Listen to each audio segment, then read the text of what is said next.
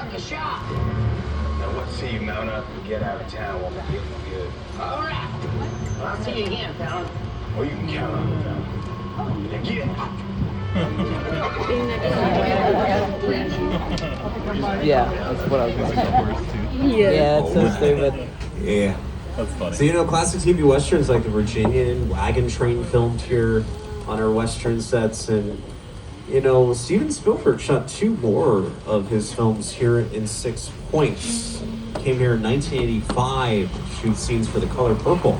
He came back again in 1997 to shoot scenes for On the Stone. But of course, 1975, that is the year that really put Steven's career on the map. The year Jaws was released in theaters. A film that also inspired one of our most popular attractions here on the tour. The Jaws ride was almost the inevitable result of the size of the box office when Jaws first opened in June of 1975. And that was really the first time I ever got involved in the creation of a ride. It was a great honor to be invited into a creative circle of tremendous designers at Universal. They were trying to figure out how to replicate what the movie had done to audiences in a real way by building a physical shark that would come out of the water and terrify tourists as they were sitting in the traffic. And the most amazing thing about the Jaws ride is it is exactly as it was from the time it was first placed on the Universal lot. There have been tweaks, of course, over the years, but it is essentially what the designers and myself all envisioned and created.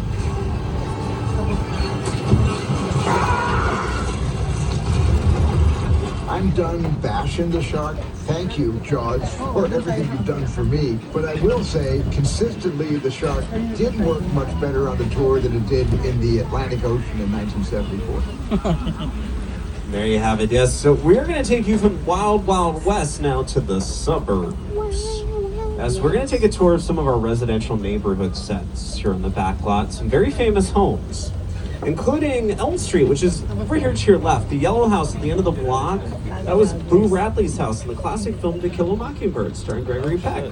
This White House on your right, that was Mona's Chicken Ranch from The Best Little Whorehouse in Texas, starring Dolly Parton. Great example of a practical set. They could shoot both interior and exterior shots.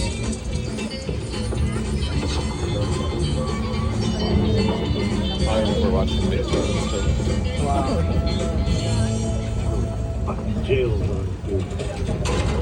Now, this next neighborhood we're going to tour is called Colonial Street, arguably one of the most recognizable streets in the world. That's because so many famous TV families used to live here on Colonial Street throughout the years. Beginning with the Munsters, Lily and Herman, they used to live in the purple Victorian-style house on your left. The Cleavers of Leave It to Beaver lived in the White House over here to your right with the blue front door. The Cleavers' house is also where the Bennett family currently live for the Ted series. Wow, that's cool. Let the festivities begin. How many we got? Well, let's see. We got 20 guidance. Fantastic. Do you think we'll get into most of this? Come on, Johnny, we're doing a public service here. If a kid leaves the house in a lesser than stellar Halloween costume, he's got to get the bad news before he makes a fool of himself all over town. Risks Americans. Tell him, Ted. And that's the edited version of that scene, by the way. Gotta watch the show to see the uncensored version. So, another TV show that currently films here on Colonial Street is The Burbs. It stars Keke Palmer, and you can stream that show right now on Peacock.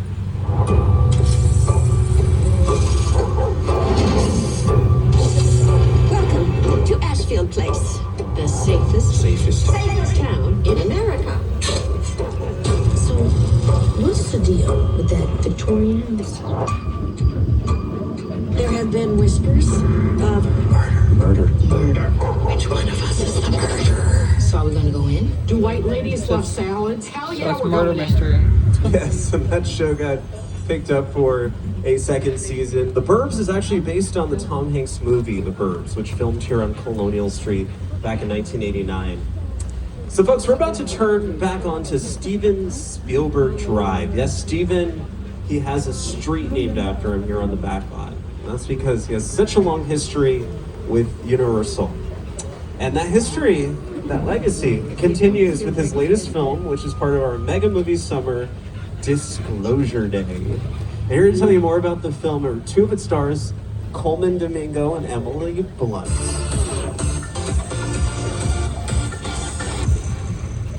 Hello, everyone. I'm Emily Blunt. And I'm Coleman Domingo. Let us tell you about our new film, Disclosure Day. This film explores what happens when a single, undeniable truth is revealed to all 7 billion people on Earth at the same moment. Ordinary people are confronted with something far bigger than they ever imagined. Designed to be seen on the big screen, this is a story meant to be shared, felt, and experienced together. Here's a special look at Disclosure Day, when all will be revealed.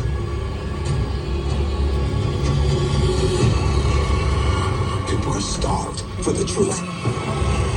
Human race cannot accept what we know. From Steven Spielberg. What did you steal?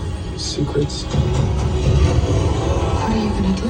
Full disclosure to the whole world. If you do this, there's no undoing it. That's the plan. 3, 2, 1. This is Disclosure Day. Disclosure Day. Rated PG-13 in theaters now. All right, folks, we're turning on to Janet Lee Drive right now, where you're going to see a bunch of very famous picture cars. A picture car is any vehicle that is seen by the camera.